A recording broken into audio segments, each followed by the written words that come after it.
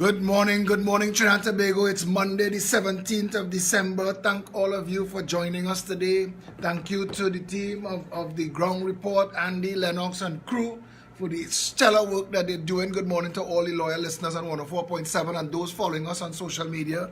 Today we're going to be dealing with some more issues, so stand by.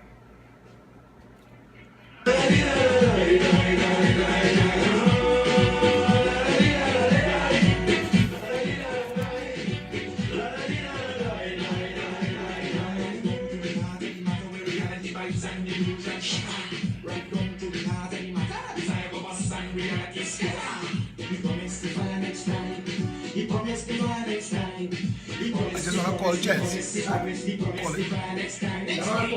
No, I'm calling Chance.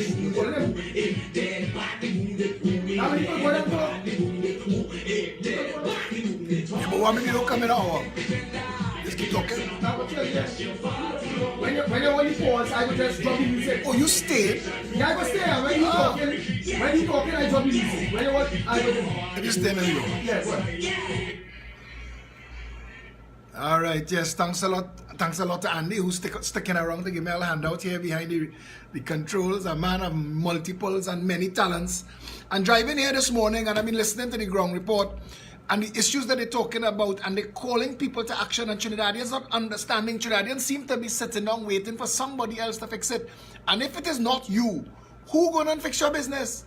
Who going to make sure that after Christmas and after Carnival, when dry coconut, not guava season, when dry coconut season reach in this country, who going to cover you? All of you who taking loans to go from Island Finance and Scotiabank, to go and hand Dean Akin and Louis Hart, to wine and jam for 2 days, to go and make soca richer, to go and put fat promoters, make them bank account fat.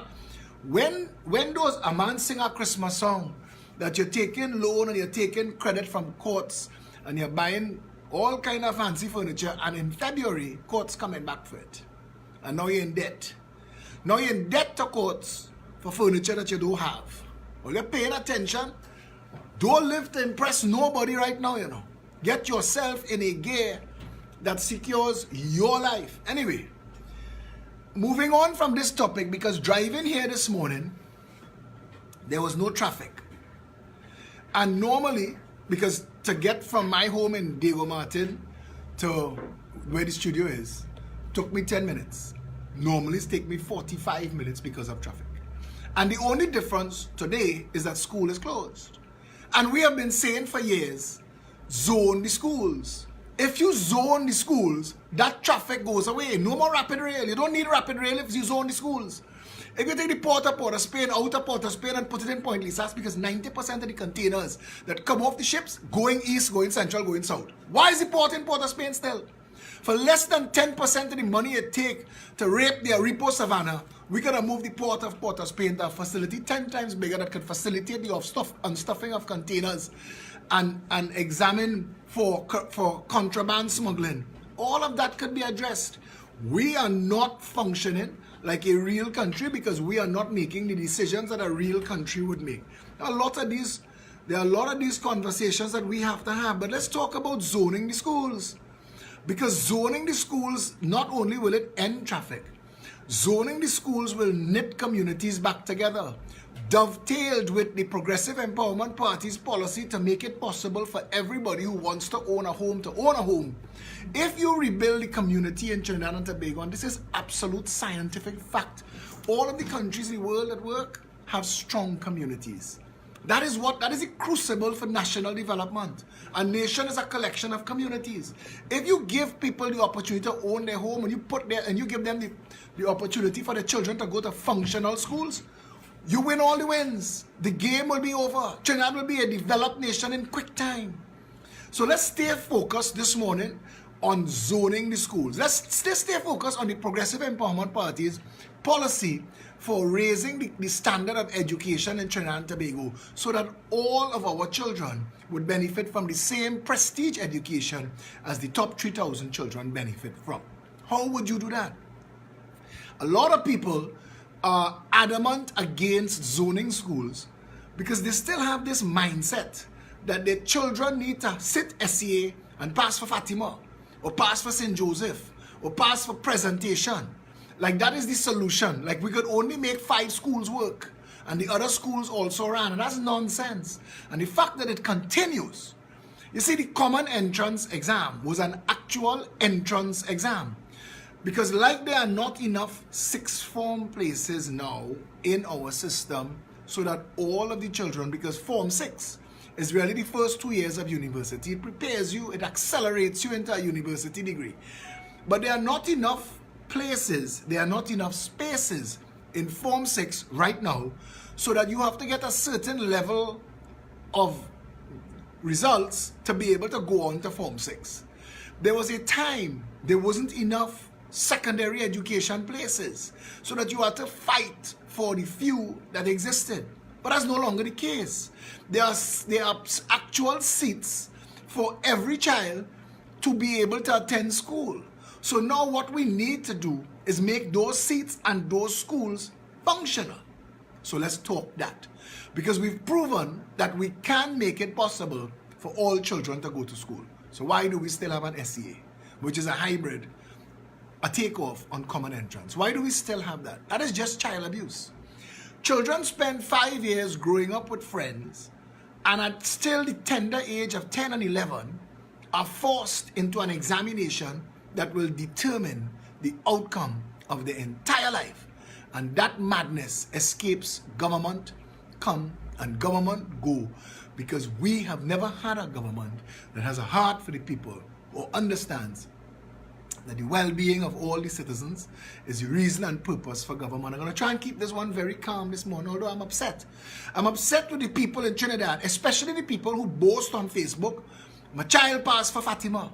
Because across the road from Fatima is a failed school. Across the road. Mokorapo Secondary, that was Mokorapo Junior Secondary and Mokorapo Senior Comprehensive, were the lowest performing schools in this country for decades. So it's a failed school, and it doesn't have to be, because it has the same basic infrastructure that Fatima College, which is a prestige school across the road, has. So it's either that we're saying that some children in this country bright and the rest naturally stupid, which is a foolish position to take. Even though Keith Rowley referred to those children as wild hyenas from an African jungle, that's not the reality. The reality is all children, every single child, has potential to develop and maximize their potential. The function and purpose of an education system is to guide that, not to judge and beat that, not to babysit and house children. An education system is supposed to, in the interest of the development of the country as a whole, make it so that all of the children would benefit from a high standard of education and go on to fulfill their highest potential in furthering the development of this country. But we did the opposite of that. Eric Williams, even though he gave the nation this idea that the future is in the future of the country is in the children's school bags, which is a fact, went on to undermine what was one of the highest standards of education in the Western world. Trinidad and Tobago children up to the 80s used to leave this country in Form 2 and end up in the equivalent of Form 5, Form 4 in America and Canada, because our standard of education was so high. And then Eric Williams and all of the people that came since with this socialist, Marxist, Leninist, get them to vote and function as employees education system, because that's what they did, you know. They transformed our education system into making it something where our children could learn how to be functional employees, and that's it. That's it. And we need to flip that script, and we need to flip it fast. So to the people who are deathly afraid of zoning schools because you think that schools all can't perform, I want to disabuse you and the entire nation of that madness. Every single school in this country could be a prestige school. Everyone. Every single school. If you picked up all of the children from Mokorapo Secondary and dropped them in Fatima, and you took all the children from Fatima and dropped them in Mokorapo Secondary, if the now Mokorapo children go in Fatima succeed and the then Fatima children in Mokorapo fail, you will know that the problem is the school and the level of teaching and educating taking place in that school. Because just the fact that some schools are allowed to call themselves college and convent and other schools have to call themselves secondary creates a two-tier system. Step one, stop the bipolar misidentification of the system. All schools must be schools. You can have a junior school, high school system. All schools. But call all schools schools. So that children don't have to be ashamed that they're going to a secondary school or boastful that they're going to a prestige school. We need to make sure that all of our children have access to the same level of education, the same high standard. I am not talking about dumbing everybody down. I am talking about raising everybody up. How do you do that? You do that by the establishment of constituency education supervisors. You do that by zoning all the schools. You do that by abolishing the SEA. You replace that SEA with a grade point average. You make all schools 10-year schools, so the child coming in at 5, leaving at 15, properly educated. That grade point average that you give the child, 25 children in the class, add all 25 of their end of term performance and divide it by 25, and that is the teacher's GPA. And add all 4 classes in each form and all 10 forms, all 40 teachers in a school, all of their collective GPAs is the school principal's GPA. Now you'll be able to contrast and compare what is a performing school from a failing school quickly. Not to judge, not to shame, but to intervene and act and repair it to make sure that all the children are benefiting from the same high standard of education. The nonsense of all these bags, in all of these bags packed with all of these heavy school books, abolish that. 90% of all the teaching that is going on in this country should already be on the cloud. On the cloud. It should be available in a school intranet that the children, because they have a student ID, will be able to access, will be able to download, will be able to do work and submit it all digitally. That is where the world is now. It will be cheaper to digitize all of the classrooms than to continue spending the hundreds of millions of dollars that we spend in corrupt book printing in this country that we do not need. And if you are leveling the playfield, level it. Make sure that every child goes to school and there is a computer on that desk. Because if you are not computer literate, right now, you are already left behind. The world is going to be more and more digital, not less. That ain't going away. Even Fazir Muhammad, who fought me for the last 10 years, I told Fazir, I said digital media and social media is going to shut down newspapers and magazines and stop them from printing books. And you, Fazir, at some point will end up with a computer screen on this desk. I have videos of Fazir laughing at me and tell me never. Last interview I was on with Fazir, he had a computer on his desk. Computer literacy is as essential as walking upright in this world right now. The ability to think, the ability to communicate, the ability to pursue ideas, we're doing it digitally. When we developed writing as a form of communication, the people who own the books control the information. When Gutenberg invented the printing press, he created the revolution of information and knowledge that has led us to the world that we are at now. The new revolution, the great equalizer, is the digitizing of the world. Don Carlos asks, are you willing to pay the taxes associated with digitization of public education? I want Don Carlos to understand that we have 200,000 children in our education system. So that is 200,000 computers.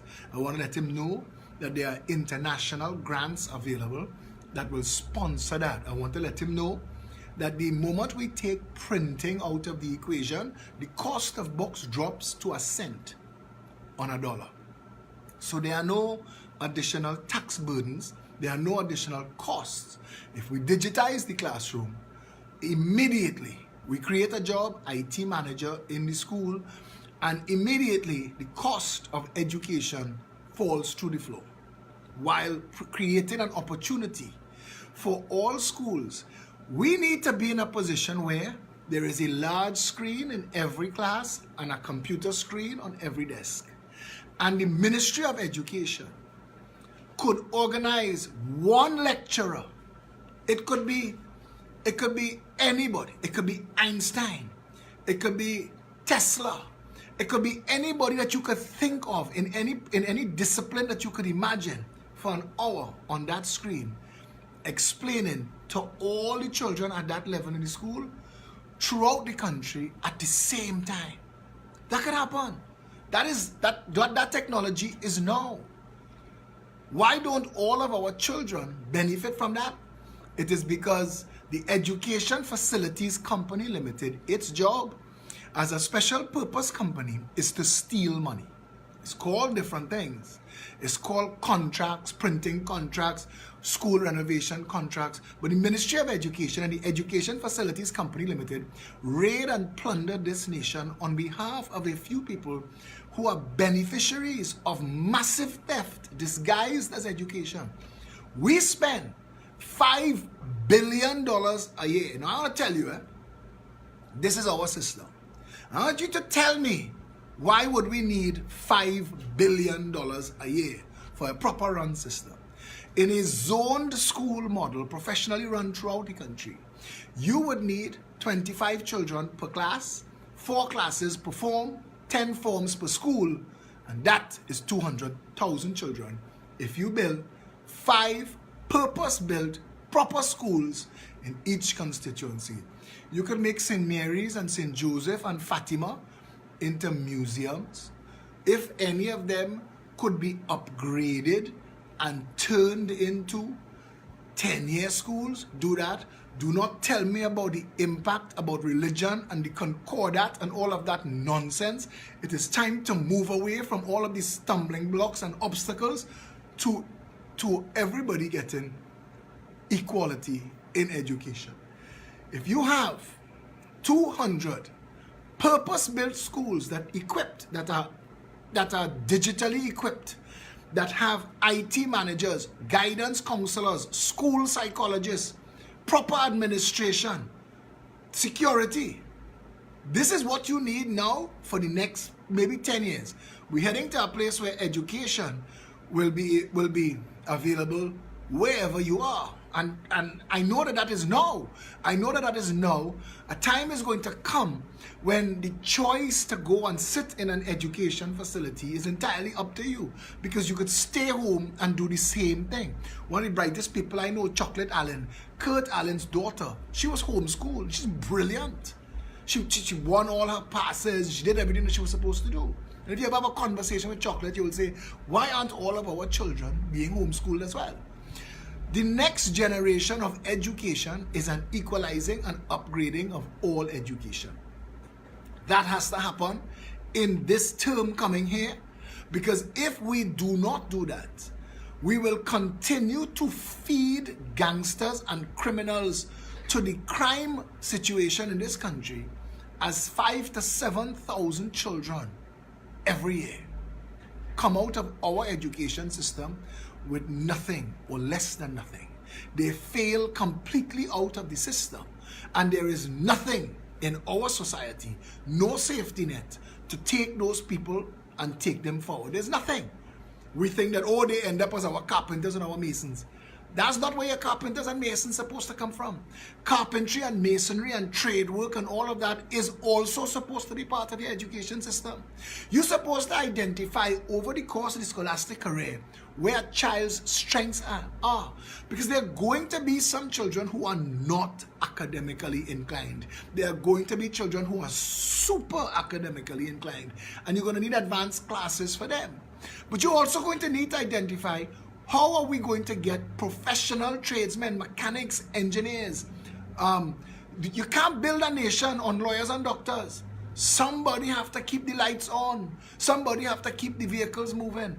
We need to look at all of this and understand that the reason our roads are as bad as they are is because road building technology escapes the country that supplies more road building material to the world than any other, which is ironic and possibly humorous. So if you want a better nation, you have to be able to identify your strengths and your weaknesses and get the both of them closer to each other. You have to make sure that you negate your weaknesses and accentuate your strengths.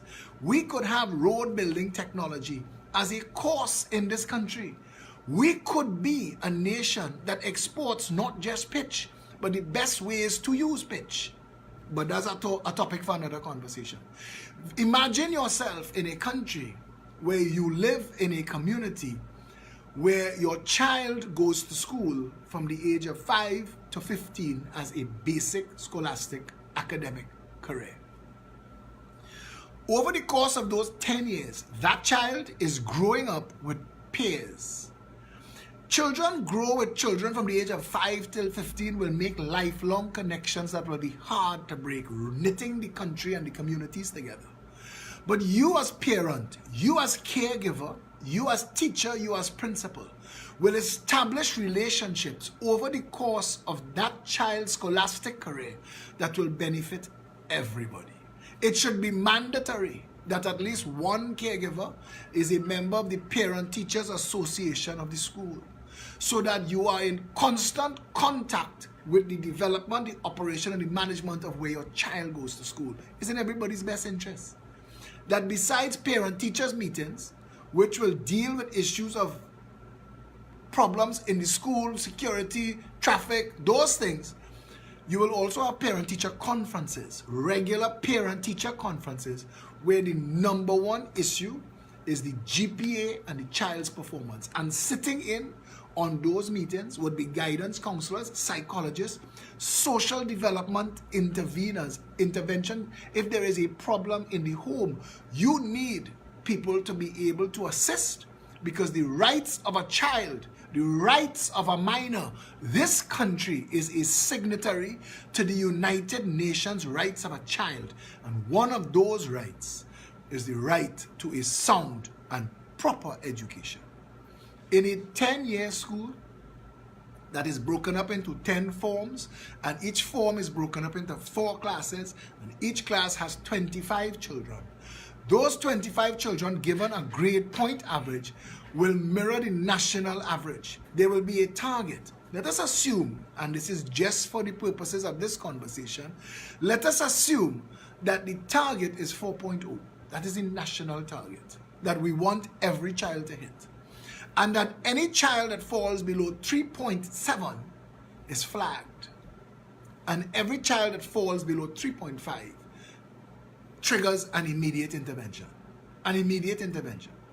And how those interventions? So at the end of the term, not the teacher, not the school, examination administrators come and administer an exam in your school for each child at every level, so as to ascertain the child's performance against itself and the national average as opposed to last term. So that you as a parent and a caregiver, you and the principal and the teacher will know how this child is doing, how they are faring academically, and you will be able to guide and go forward. At the end of the term, all of the children's GPAs, will be reflected by the results at the end of the term. The collective GPAs will be recorded as the teacher's GPA, and all of the teacher's GPA will be recorded as the school's GPA. All of the school's GPAs will be recorded as the constituency GPA. When you have a situation where schools or children do under 3.7 or 3.5, it will trigger intervention at the level of the Ministry of Education, where conversations begin. Now, the first question has to be asked is, how did this child do last term? Because if it is a consistent poor performance, then you need to come and have a conversation with the teacher, especially if that child, if it is not just that child performing poorly. Because if it is plenty children in that class performing poorly, then it could be systemic. But more often than not, you may have identified a teacher that is underperforming. And there are ways to address that. Swap out for at least a term a high-performing teacher, bring in a ringer, and see if that class, if their combined GPA rises. If it does, well, then you need to re-educate the teacher into teaching. Yeah?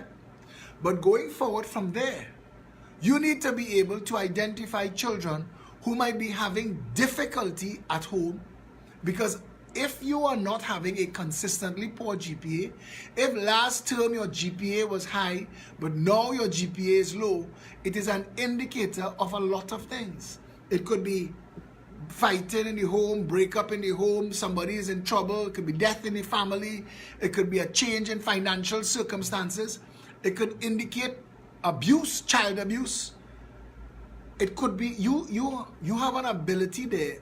If a child is doing an average and drops below the average, you will be able then to intervene and find out, get to the bottom of what exactly is the problem and fix that problem. Yeah? I want to take some calls on this issue. 682-21, 628-9595, 628-3131. Call in and let's have a little conversation on education, because this is critical to the development of the nation and a conversation that we are overdue to have. Our education system is failing the nation and failing the children. Yeah?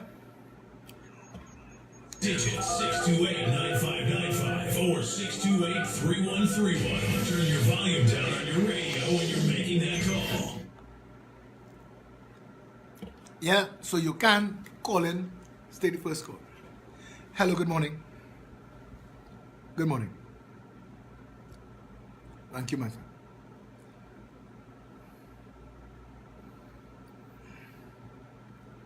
Thank you, my friend.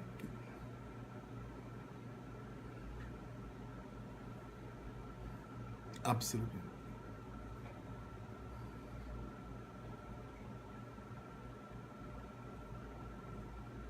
Absolutely. Yep.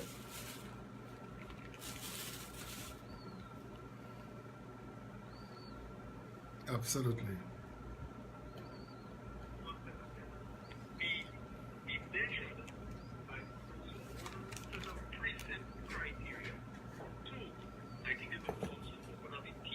Because right now, I don't know if you know, to be honest, teaching is not giving it's like a 10-year process. You apply, you wait, you get access, you wait, you get an interview, you wait. So, within that time period, there's somebody whose dream was to become a teacher, start working somewhere else and become, demotivated. Absolutely. Absolutely agree with you, and we're going to look at all of that. As you could see, our approach to education is very scientific, because it is important for the future of the nation that all of our children get hope and opportunity and a chance to maximize their potential. Thanks a lot for your call, my friend. Take care. Yeah? 628-9595, 628-3131. Feel free to call in and join us. Those of you listening online, yeah, anytime. Hello, good morning. Hello, good morning. Good morning. Hello? Hi, good morning. You hearing me? Oh, yeah. Let me tell you something. Usually, my granddaughter won with 8 distinction. And she asked me a question, when you call the fire exam of teeth and you call it down fine. And so that's the public now. Let me hear. Wait, stop. Stay right there. You there still? Caller? Oh no, he just called for political nonsense. He wanted to dovetail it with his daughter and her distinctions though. Yeah, go. Any call, just go. Hello, good morning. Yes, good morning. Speaking, are you hearing me? Yes, I hear you. Yes. Thanks. I like the topic this morning. The education system. Nice. You hear me now? Yes, you want to add anything to that? Yes, what happened is that the school is another problem right now because when I go to register a child and you have to wait 2 months to for a school and they've already found. Which schools are these? Well, in general, I have my daughter went in the beginning of the summer holidays applying for space for nothing. How old is your daughter? She home. And she's not in a school? I'm not sure I understand what problem you're having. How could she be informed for an out of the school system? Well, she is, I was supposed to get her out for the school. And when I went to the ministry, they said, I'm putting the application to get her in the school and no space. What school was she going to before? She's upper level.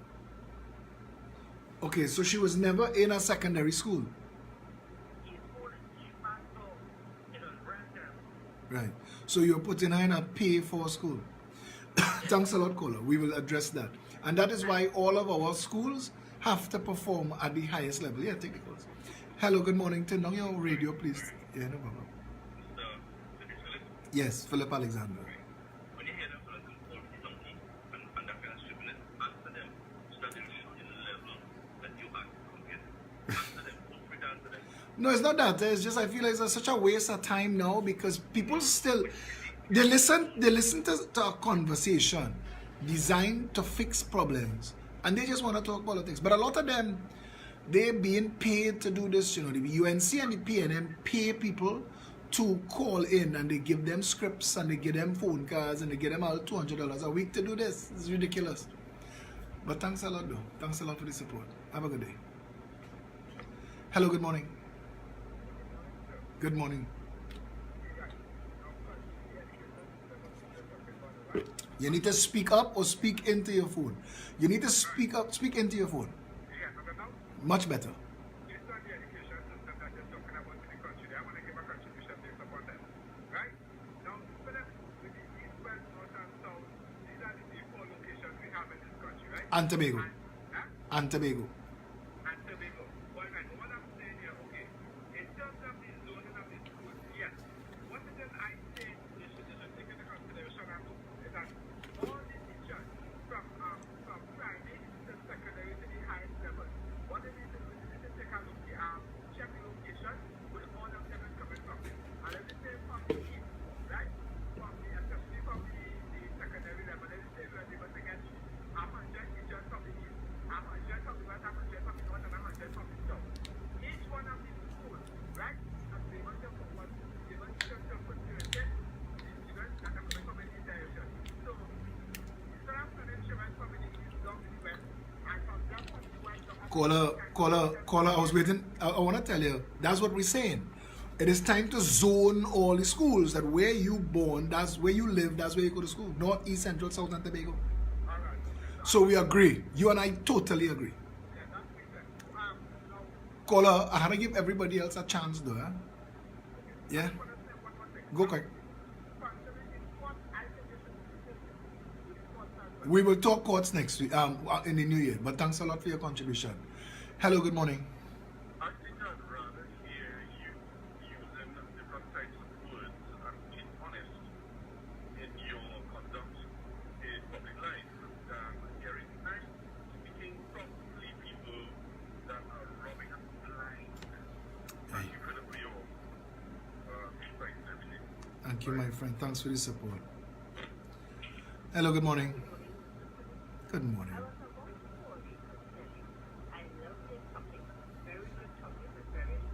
Thank you very, very much.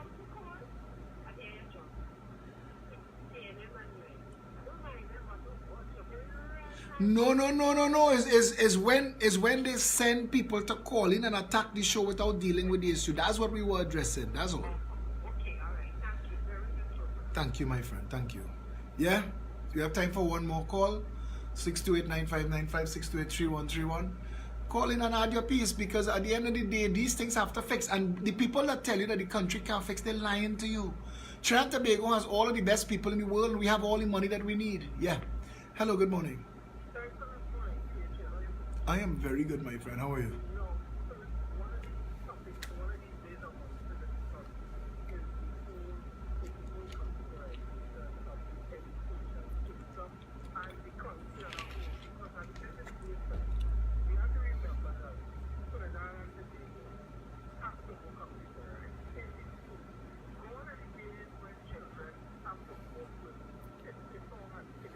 Absolutely. We actually damaging children, you know. If you talk to Peter Samuel, many people didn't know this. Peter Samuel is one of the most prolific mass kings. I think he won more King of the Band than anybody else. But Peter Samuel had scoliosis as a child, and he had to learn how to treat with his scoliosis. And he provides a facility. Anybody who has back problems and scoliosis can actually get in touch with Peter Samuel, because he provides pool training and things. Anyway, I just want to give you that background so you understand. And he could tell you how many children we are damaging with those school bags. That have to end now. That is not tomorrow, you know. That have to end now.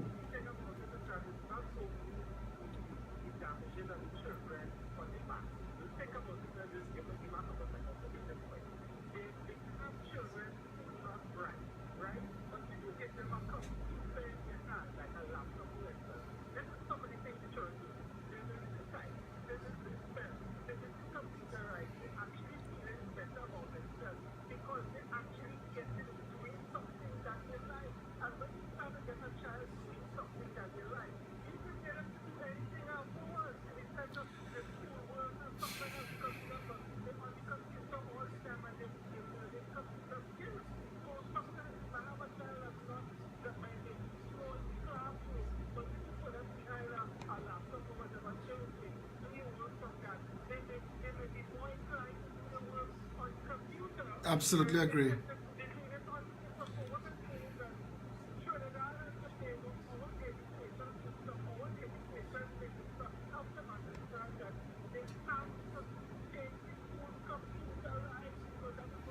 Oh God, but we've known that for the past 20 years though. I mean, that's the truth. Because you can't thief the education. Listen. If you did a forensic audit of the Education Facilities Company Limited and the school book printing contracts, plenty people will have trouble answering. It's a school book mafia, and that is a fact. But there's a mafia in the medical supplies for the hospital. There's a mafia in the provision of food for the police, the army, and the prisons. There's a mafia in everything in this country. We gotta stick up in that. Let's stay focused on education. But you're absolutely 100% correct, and I keep.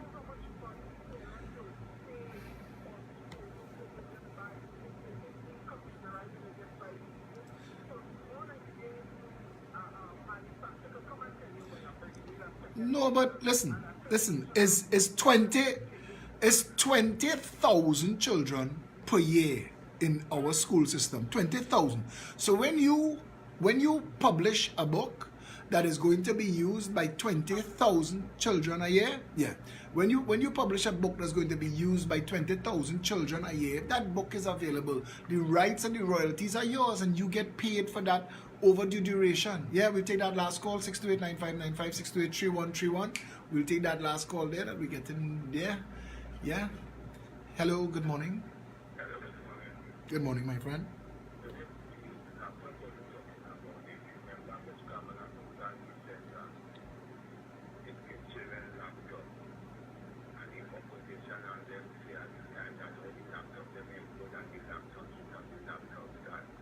Well, I didn't know her because I've never seen one.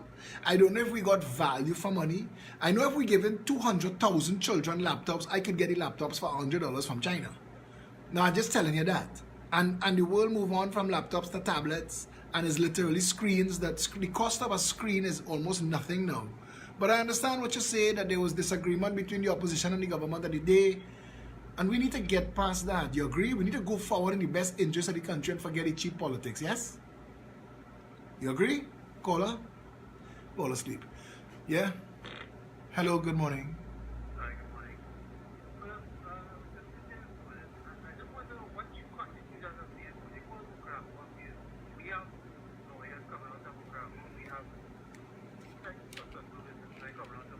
Don't come off the phone after you make your statement. Promise me you're not coming off the call after you make your statement. You listening to me, right? Yeah, now talk. I'm listening to you.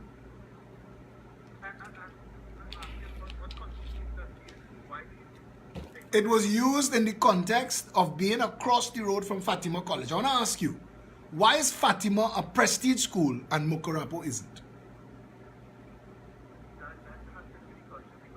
The culture of the country, forget the country. Forget the country. Fatima College is divided from Mukurapo Junior Secondary or Mukurapo Secondary by a ribbon of pitch. Why is one a prestige school, even if you don't refer to the other one as failed? Why is one prestige and the other one not? It's the same question. So if you don't like my terminology, so all right, so that raised the hair on the back of your neck. All right, I'll tell you why I use the term failed school, because it is a consistently underperforming school, contrasted and compared. But you have to look at a national average. That is the only way you're going to fix a problem. Now, I want to tell you, you can't stereotype and say all the children who ever went to Fatima failed. That would be a nonsense statement. And you're calling to weigh in on a nonsense point. Because nothing is all. There would be failed children from Fatima and there would be high-performing children from Mukurapo. If you need me to add that to the conversation, I just did. Then I just added it. But I want to elevate the national conversation.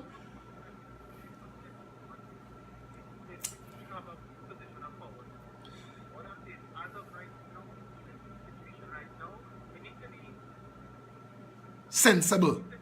No, not sensible. We need to be sensitive and politically correct because even though we want to fix the country, we need to deal with the bullshit. We want to make sure that we focus on the bullshit and address the bullshit in the conversation too.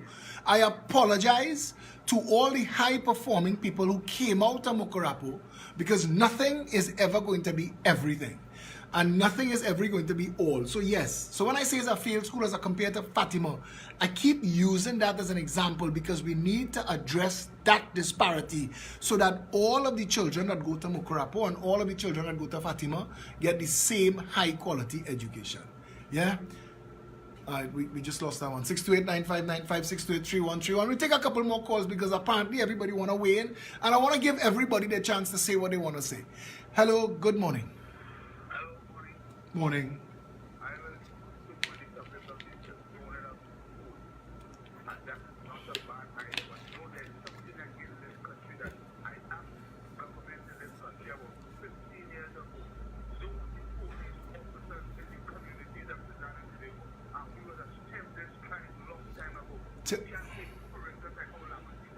Caller, could caller. Okay, I wanna agree with you, caller. All right, but I wanna agree with you, but I want you, caller.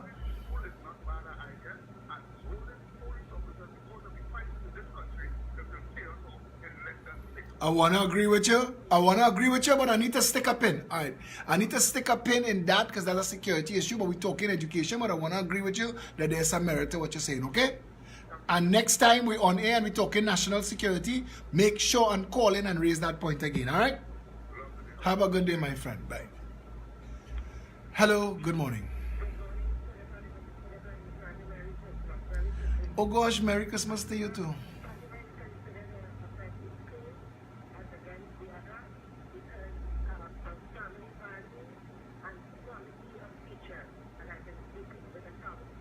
Right.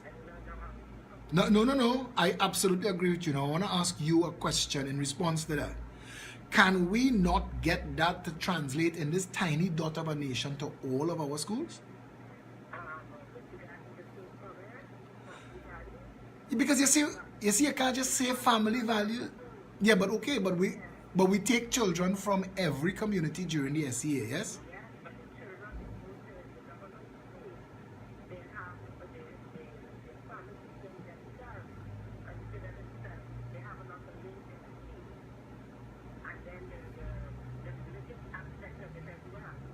So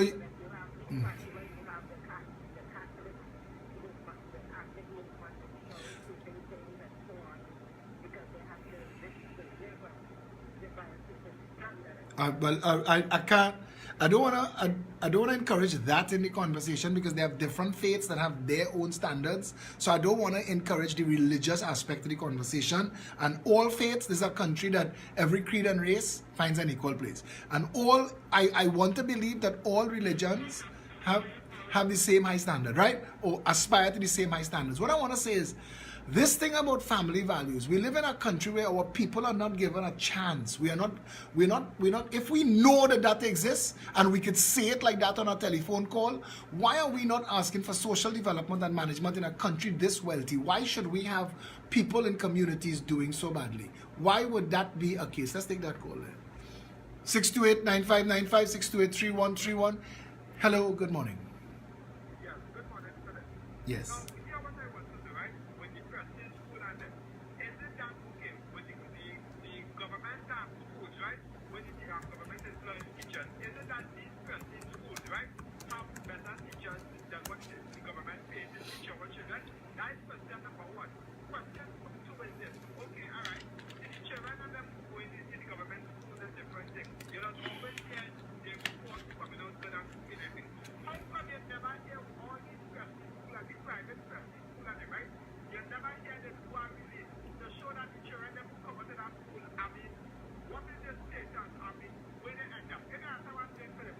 They never have qualification when they pass out of the school. I mean, if they listen out to the doctors, lawyers, judges, they never leave it. Because it's government school and they don't give report on all these things. How come in this pressing school you don't hear about none of these things? That's one of my main concerns. I'll address it for you. Thank you very much for that. And Andy actually had said something about that just before I came on. And he was talking about people coming out of school with massive passes and no jobs. We need to address that as well in our society. 628-9595. We take two more calls, so get yourself in under the wire. We're taking this call and one more. Hello, good morning. Hello? Hi, good morning. You're one of the last two calls. Make it count. Wonderful topic this morning. Thank you, my friend. That's it.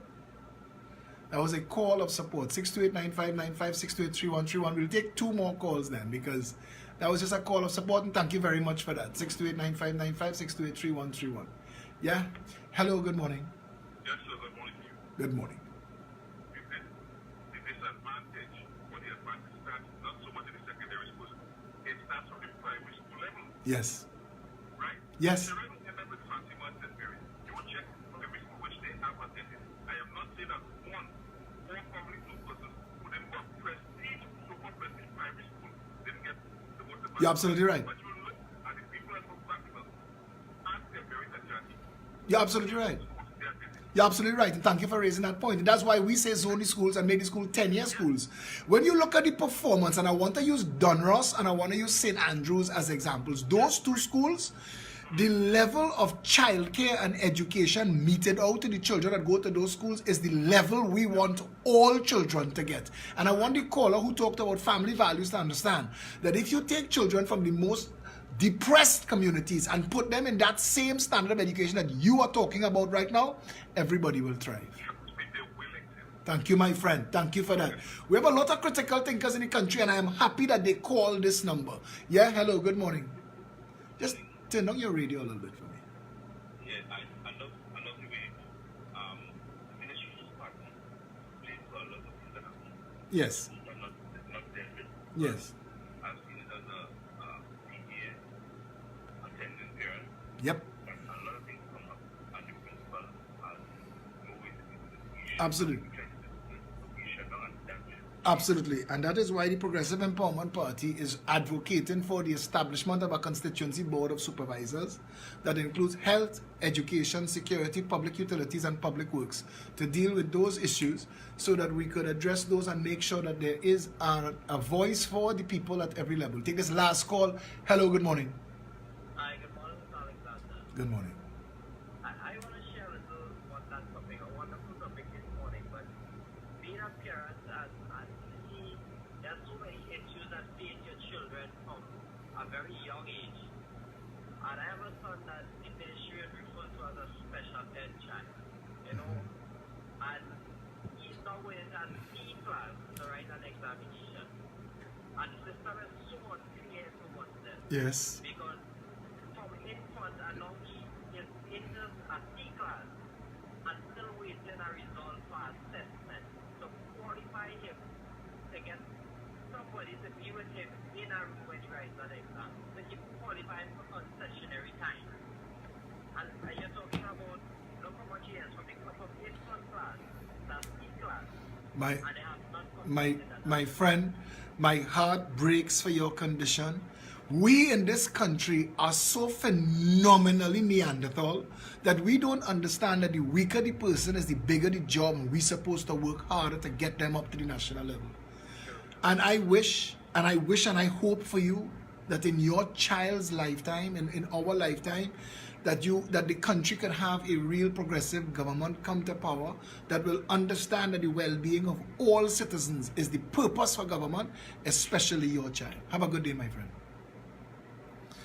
Yeah, we're gonna wrap that up now because 9:56 Trinidad and Tobago. This was and we are going to focus more on solutions. We're gonna talk solutions in the hope